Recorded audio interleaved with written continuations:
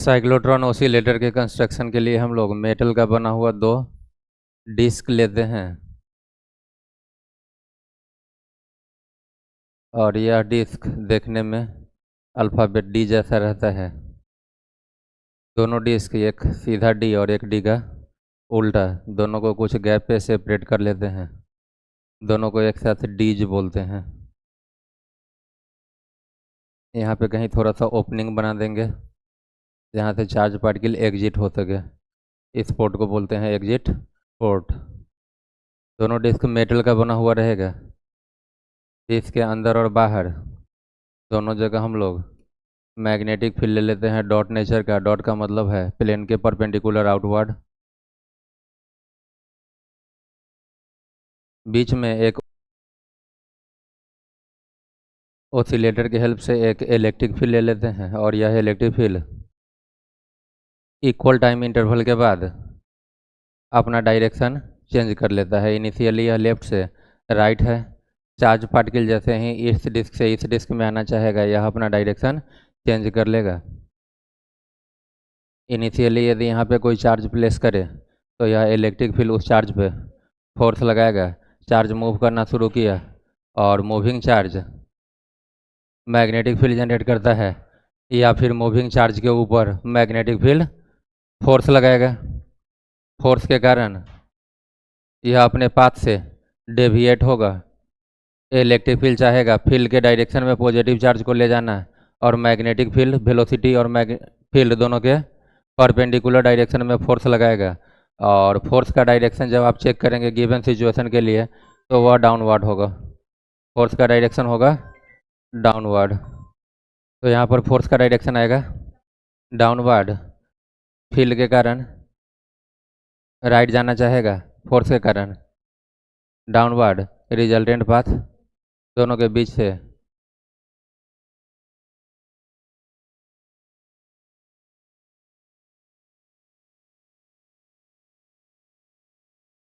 और फाइनली यह exit port से चार्ज पार्टिकल क्या हो जाएगा, बाहर आ जाएगा, एग्जिट कर जाएगा। यहाँ पर क्या हो रहा है कि पाथ कंप्लीट सर्कुलर नहीं हो रहा है। कंप्लीट सर्कुलर तब होता है जब मैग्नेटिक फील्ड मौजूद हो और वह वेलोसिटी के परपेंडिकुलर हो, तब पाथ कंप्लीट सर्कुलर। लेकिन इलेक्ट्रिक फील्ड उसको कंप्लीट सर्कल नहीं बनने देगा और इस तरह के शेप को हम बोलेंगे स्पाइरल शेप। क्या बोलेंगे? स्पाइरल शेप बोलेंगे। जैसे ही चार्ज पार्टिकल इस डिस्क से इस डिस्क की तरफ जाना शुरू हुआ, यह इलेक्ट्रिक फील्ड अपना डायरेक्शन चेंज करेगा। तो पहले जब यह चार्ज पार्टिकल इधर जा रहा था तो इलेक्ट्रिक फील्ड फोर्स भी उधर लगा रहा था, अब इधर जाएगा तो फोर्स भी इधर लगाएगा। इलेक्ट्रिक फील्ड के कारण जो फोर्स है वह हमेशा उसके वेलोसिटी के डायरेक्शन में है। इस कारण से चार्ज पार्टिकल का स्पीड बढ़ेगा या नहीं बढ़ेगा? बढ़ेगा। लेकिन मैग्नेटिक फील्ड के कारण जो फोर्स होता है वह वेलोसिटी के हमेशा परपेंडिकुलर रहता है, तो वह स्पीड बढ़ाने के लिए रिस्पॉन्सिबल नहीं होता है। वह केवल और केवल क्या करता है? Direction change. तो डायरेक्शन चेंज करवा रहा है मैग्नेटिक फील्ड और स्पीड बढ़ाना मतलब काइनेटिक एनर्जी इंक्रीज करवाने का काम कर रहा है इलेक्ट्रिक फील्ड।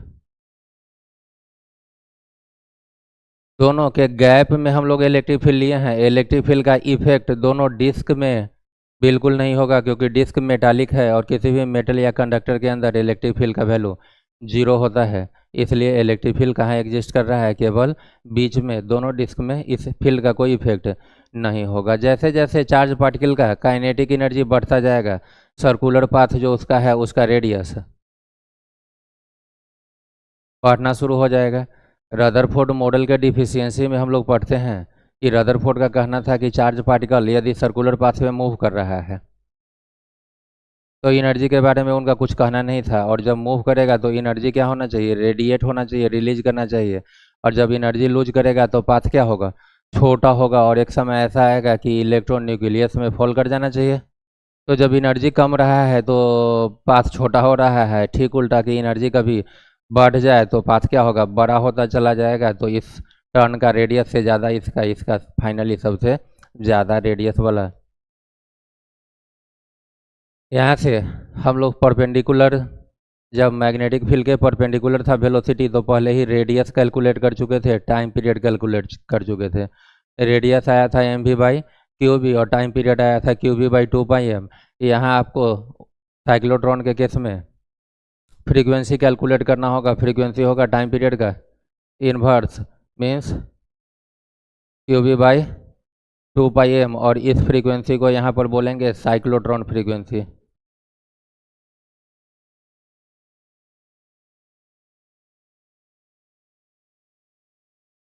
एग्जिट के समय जो काइनेटिक एनर्जी है, यदि एग्जिट के समय यहाँ से यहाँ तक के रेडियस को r मान लिया जाए तो चार्ज पार्टिकल का काइनेटिक एनर्जी हो जाएगा r² q² b² divided by 2m। तो चार्ज पार्टिकल जो एग्जिट कर रहा है, एग्जिट के टाइम पर उसका काइनेटिक एनर्जी का वैल्यू ज़्यादा है या कम है? ज़्यादा होगा, क्योंकि यह इलेक्ट्रिक फील्ड लगातार उसके स्पीड को बढ़ा रहा है। तो यहाँ से जो एग्जिट होगा चार्ज पार्टिकल, उसका काइनेटिक एनर्जी हाई होगा। और इस तरह का हाई एनर्जी वाला, हाई काइनेटिक एनर्जी वाले चार्ज पार्टिकल को का हम लोग यूज कहाँ करते हैं? तो न्यूक्लियर स्ट्रक्चर या एटॉमिक स्ट्रक्चर वगैरह पर बम्बार्डमेंट के लिए। रदरफोर्ड का अल्फा पार्टिकल स्कैटरिंग एक्सपेरिमेंट है। अल्फा एक पॉजिटिवली चार्ज पार्टिकल है, और यदि उसको न्यूक्लियस की तरफ भेजा जाए तो न्यूक्लियस के पास ऑलरेडी प्रोटॉन मतलब पॉजिटिव चार्ज का कलेक्शन है, अल्फा भी पॉजिटिव है, तो न्यूक्लियस तो अल्फा को क्या करेगा? रिपेल करना चाहेगा। और यदि उसका काइनेटिक एनर्जी अल्फा का कम है तो रिपल्सन के कारण वह न्यूक्लियस से पहले ही रुक जाएगा, न्यूक्लियस से पहले ही रुक जाएगा। स्पीड या काइनेटिक एनर्जी इधर प्रोजेक्ट की और यह कम है, और रिपल्सिव फोर्स ज़्यादा है, और फोर्स के कारण एक्सेलेशन, और यह एक्सेलेशन अल्फा के स्पीड के वेलोसिटी के अपोजिट डायरेक्शन में है, तो इसका स्पीड धीरे धीरे कम होगा, और एक समय ऐसा होगा कि न्यूक्लियस से पहले ही जाकर के क्या हो जाएगा? रुक जाएगा। और न्यूक्लियस से जितना डिस्टेंस पहले ही जाकर के रुक गया न्यूक्लियस से चार्ज अल्फा का, वह डिस्टेंस कहलाता है distance of closest approach. Distance of closest approach, approach करना चाह रहा था और कहाँ तक कितना क्लोजली जा पाया, वह डिस्टेंस ही कहलाता है डिस्टेंस ऑफ।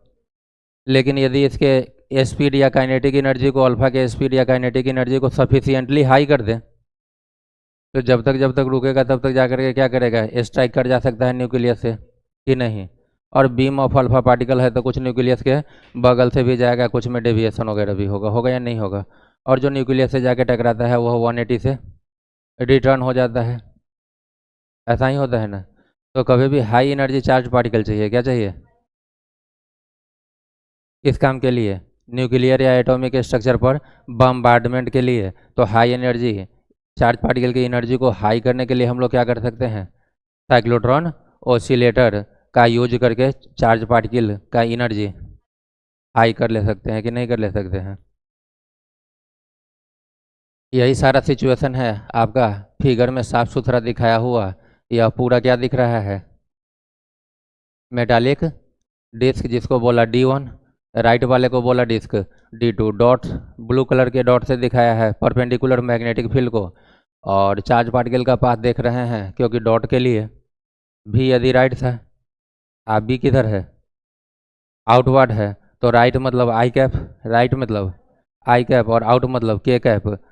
भी क्रॉस बी बोले तो आई क्रॉस के, आई क्रॉस के इज माइनस जे यदि जे रहता तो अपवर्ड, माइनस जे है तो डाउनवर्ड। तो यह चार्ज पार्टिकल यहाँ से चलते चलते स्ट्रेट क्या हो गया है? डाउन की तरफ हो गया है कि नहीं। जैसे ही चार्ज पार्टिकल से इधर आया, ओसिलेटर का काम है इलेक्ट्रिक फील्ड को ओसिलेट करवाना, इक्वल टाइम के बाद उसके डायरेक्शन को चेंज करवा देना। इस चीज़ को हम बोलते हैं इलेक्ट्रिक फील्ड चेंजेज इस direction in tune with the charge particle. In tune with the charge particle के साथ इसका ट्यूनिंग है। मीन चार्ज पार्टिकल जब भी यहाँ से इधर आएगा तो इलेक्ट्रिक फील्ड भी उधर, और इस डिस्क से इधर जाना चाहेगा तो इलेक्ट्रिक फील्ड भी अपना डायरेक्शन चेंज कर लेगा कि नहीं। चार्ज पार्टिकल का जो काइनेटिक एनर्जी इंक्रीज हो रहा है उसके लिए कौन सा फील्ड रिस्पॉन्सिबल रहेगा?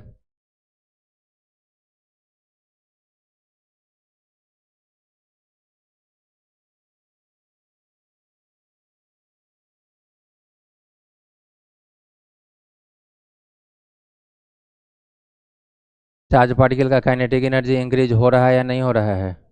हो रहा है। उसके लिए कौन सा फील्ड रिस्पॉन्सिबल होगा? इलेक्ट्रिक फील्ड रिस्पॉन्सिबल होगा। मैग्नेटिक फील्ड कभी भी स्पीड को बढ़ाता है या घटाता है? नहीं है, क्योंकि उसका एक्सेलेरेशन वेलोसिटी के परपेंडिकुलर रहता है। तो काइनेटिक एनर्जी चेंज करने के लिए या इंक्रीज करने के लिए रिस्पॉन्सिबल कौन सा फील्ड रहेगा? इलेक्ट्रिक फील्ड रहेगा। मैग्नेटिक फील्ड क्या करेगा? उसके डायरेक्शन को चेंज करता रहेगा। रहेगा या नहीं रहेगा?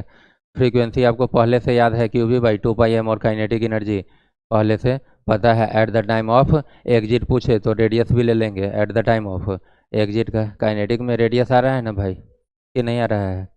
समझ गए? बस यही है, इसके अलावा साइक्लोट्रॉन में कुछ है नहीं। Magnetic field out of the paper dot field को हम लोग क्या बोलते हैं? तो बोर्ड यहाँ पर चूंकि यह बुक का है तो क्या लिखा? Out of the plane of the paper. गलत लिखा गया।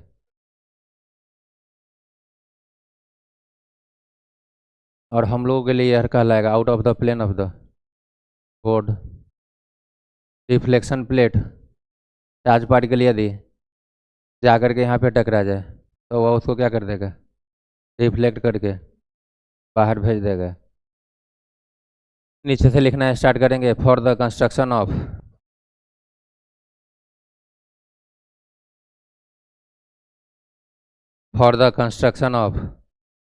cyclotron oscillator we use two metallic discs DISCs which looks like the alphabet D, capital D, comma, hence these are called Ds, DEES। Full stop दे करके लिखेंगे D's are separated at some distance and between the gap of these two D's an oscillating electric field is applied। Full stop दे करके the electric field changes its direction in tune with the charged particle when it moves from one disk to another disk। Full stop दे करके नीचे से लिखेंगे this electric field increases the kinetic energy of the charge particle. Full stop दे करके नीचे से a perpendicular magnetic field is applied which changes the direction of charge particle. Bracket में लिख लेंगे magnetic field is not responsible for increasing the kinetic energy of the charge particle. Full stop दे करके नीचे से लिखेंगे finally we get high energy charge particle from the exit port. Full stop दे करके नीचे से cyclotron oscillators are used to generate high energy charge particles for the bombardment on nuclear structure. Full stop दे करके right side वाला figure draw कर ले सकते हैं और फ्रीक्वेंसी, काइनेटिक एनर्जी वगैरह दिखा ले सकते हैं। तो मैग्नेटिज्म में अभी तक हम लोग एक ही फॉर्मूला डिस्कस किए हैं या दो बोल सकते हैं। एकमात्र जो फॉर्मूला है वह किस चीज़ के लिए है? मूविंग चार्ज पर मैग्नेटिक फोर्स के लिए। मैग्नेटिक फोर्स F के लिए है और वह किसके ऊपर फोर्स एक्ट हो रहा है? Moving charge. जब चार्ज कांस्टेंट वेलोसिटी v से मूव कर रहा है तब उस पर जो मैग्नेटिक फोर्स एक्ट करेगा, इसके लिए है। ऐसा ही ना? और एक और फार्मूला बोल सकते हैं लॉरेंज फोर्स को। तो लॉरेंज फोर्स कोई एक्स्ट्रा फोर्स नहीं है। इलेक्ट्रिकल फोर्स हम लोग पहले से जान रहे हैं, Q वेक्टर E, और magnetic force Q vector V cross vector V, तो दोनों का वेक्टर सम ही कहलाया लॉरेंज फोर्स। तो मेन देखा जाए तो एक ही मैग्नेटिक फोर्स का फार्मूला मूविंग चार्ज के ऊपर Q vector V cross vector V है। अब नेक्स्ट हम लोग जो फार्मूला देखेंगे वह फार्मूला भी आपका मैग्नेटिक फोर्स का ही होगा। लेकिन इस बार जो यह मैग्नेटिक फोर्स एक्ट होगा वह मूविंग चार्ज के ऊपर नहीं, करेंट कैरिंग कंडक्टर के ऊपर। करेंट कैरिंग जब भी चार्ज मूव करे या फ्लो करे तो flow of charge per unit time current होता है। तो चार्ज यदि मूव करा तो उस पर मैग्नेटिक फोर्स एक्ट किया और चार्ज के मूव करने के कारण तो करंट आया। और करंट ऐसे हवा में तो फ्लो होगा नहीं, करंट फ्लो कहाँ होगा, किसी कंडक्टर में, कि नहीं। तो यदि उस कंडक्टर को कहाँ प्लेस कर लिया जाए, मैग्नेटिक फील्ड में। मूविंग चार्ज को कहाँ प्लेस करते थे, मैग्नेटिक फील्ड में। तो वह मैग्नेटिक फील्ड मूविंग चार्ज पे फोर्स लगाता था। अब मूविंग चार्ज के बदले क्या रहेगा, करंट कैरिंग कंडक्टर, और उसको भी कहाँ प्लेस करेंगे, मैग्नेटिक फील्ड में। तो वह मैग्नेटिक फील्ड उस मूविंग चार्ज पे क्या करेगा, फोर्स लगाएगा। तो नेक्स्ट हेडिंग देंगे force on a current carrying conductor.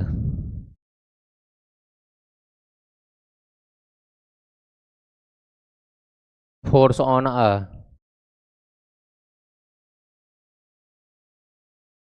Current carrying conductor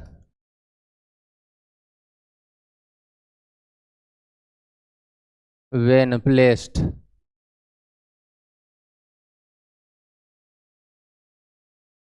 in a magnetic field vector B।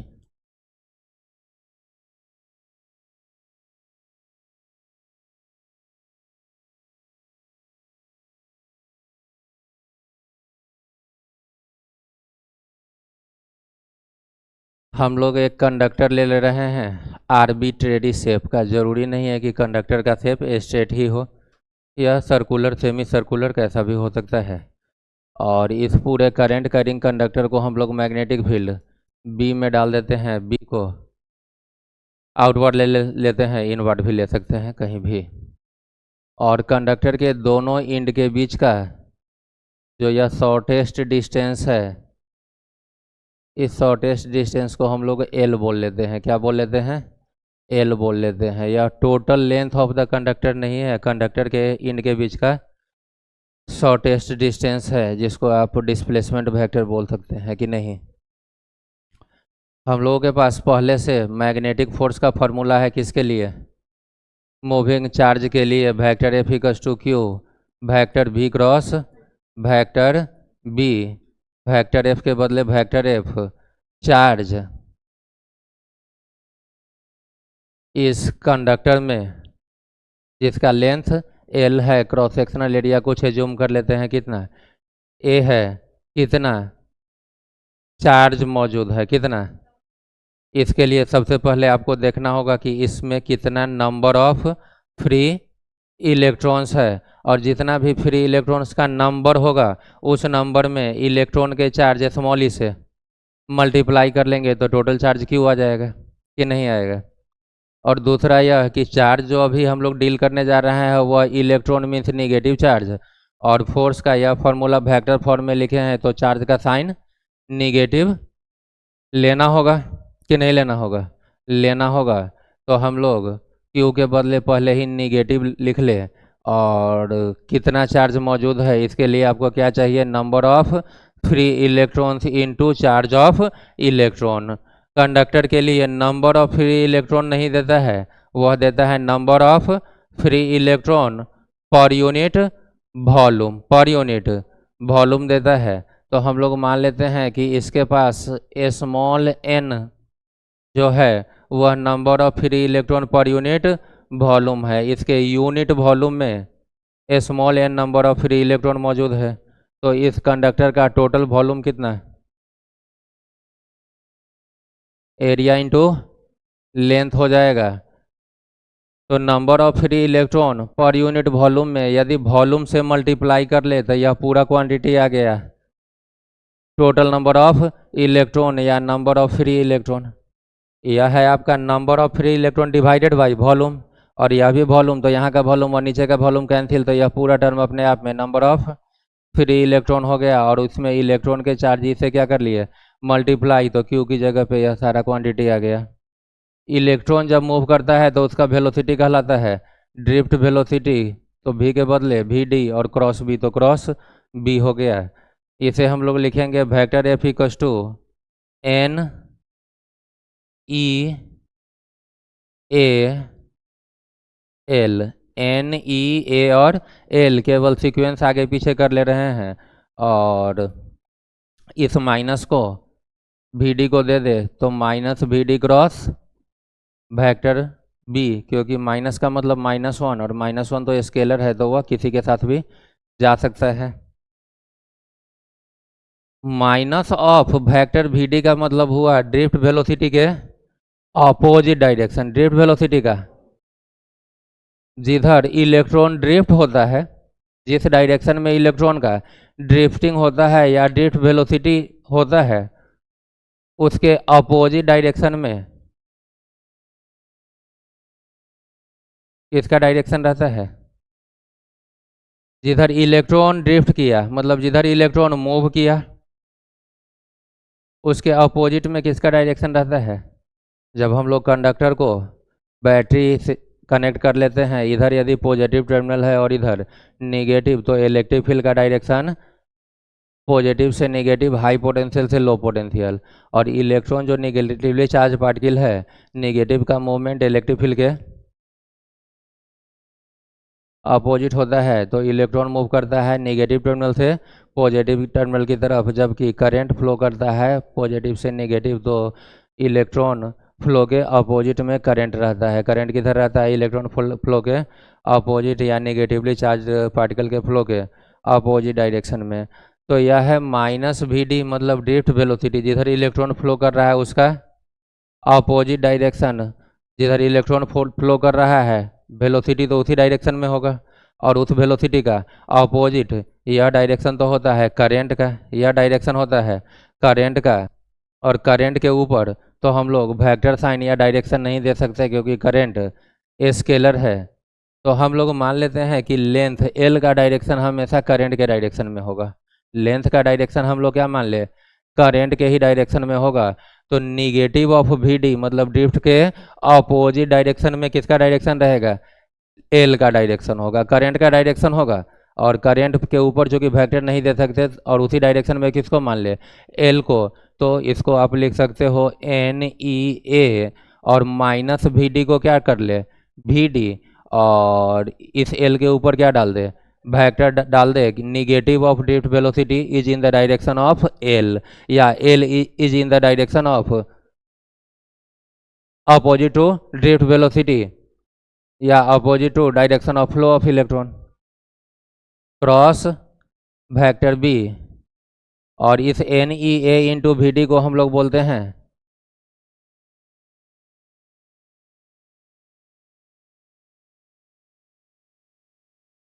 N E A into V D को क्या बोलते हैं?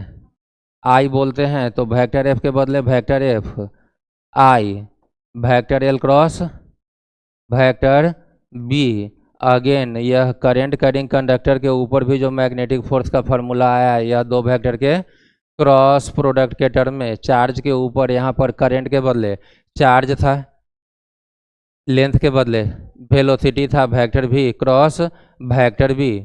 करंट कैरिंग कंडक्टर पर चार्ज के लिए चार्ज के बदले करंट आएगा आई, भी के जगह पे एल रहेगा, क्रॉस बी वहाँ भी था तो यहाँ पर भी क्रॉस बी रहेगा, जिस मैग्नेटिक फील्ड में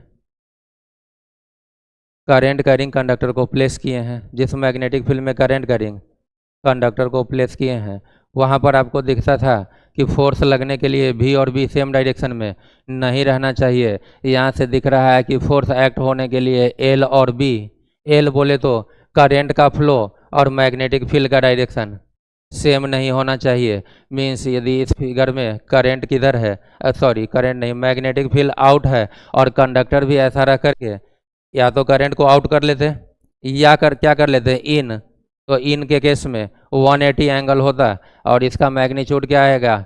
आई L B sine theta. Force का मैग्नीट्यूड क्या आएगा? I L B sine theta आएगा। तो थीटा को 0 और 180 मतलब एल और बी या करंट और मैग्नेटिक फील्ड सेम डायरेक्शन या अपोजिट डायरेक्शन में ना फ्लो करे तब जाकर के ही करंट करिंग कंडक्टर पर फोर्स लगेगा, और यदि सेम या अपोजिट है तब फोर्स नहीं लगेगा। यहाँ पर दो बात का ध्यान रखना होगा, एक एल के बारे में कि यह कंडक्टर का लेंथ नहीं है, यह कंडक्टर के दोनों एंड के बीच का शॉर्टेस्ट डिस्टेंस है। बोलने का यह मतलब कि कभी आपका एक सेमी सर्कुलर वायर दे दे जिसमें आई करंट हो और इसको मैग्नेटिक फील्ड बी के परपेंडिकुलर डाल दे, तो यहाँ पर बी और आई दोनों सेम या अपोजिट डायरेक्शन में नहीं है, क्योंकि करंट तो बोर्ड के प्लेन में है और यह उस प्लेन को भी छोड़ रहा है, तो इसके हर एक लेंथ को किसी भी लेंथ पर यह हमेशा क्या रहेगा, परपेंडिकुलर रहेगा मैग्नेटिक फील्ड, कि नहीं रहेगा।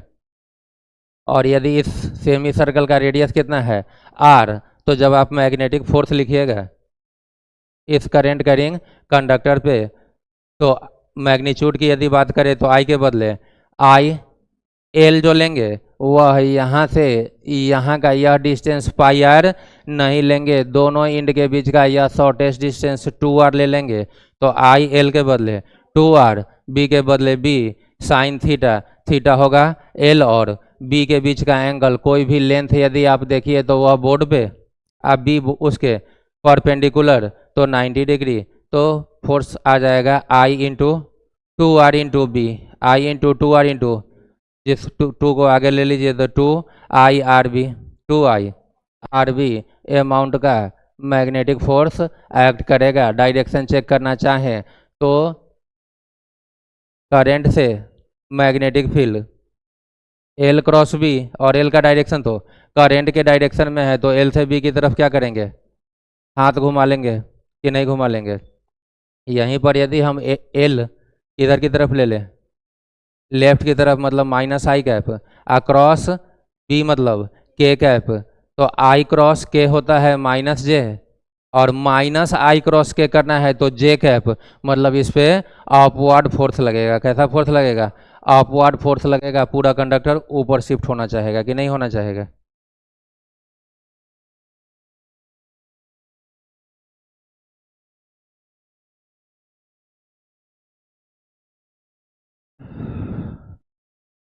तो एल के बारे में पहले जानना है कि vector L is in the direction of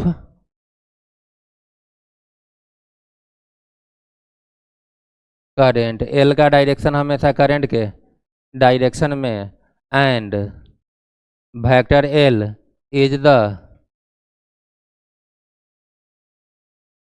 shortest length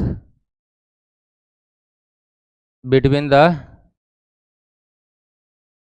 ends of the conductor.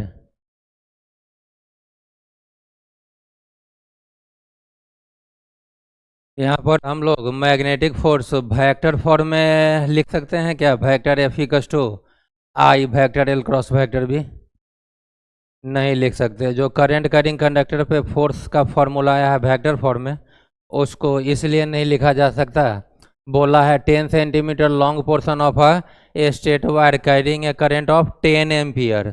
अब यह 10 एम्पियर करंट अपवर्ड है, पॉजिटिव एक्स एक्सिस है या निगेटिव, उसका करंट का कोई डायरेक्शन पता है क्या, तो करंट का जब डायरेक्शन नहीं पता है तो एल का डायरेक्शन पता चलेगा क्या, नहीं पता चलेगा। तो यह किसी भी डायरेक्शन में करंट फ्लो करवाइए, और करंट और in a magnetic field of इतना tesla making an angle of इतना degree with the wire, wire के साथ 53 डिग्री, वायर के साथ 53 मतलब करंट और मैग्नेटिक फील्ड, और करंट से ज़्यादा अच्छा रहेगा वेक्टर एल और वेक्टर बी के बीच का एंगल दे दिया।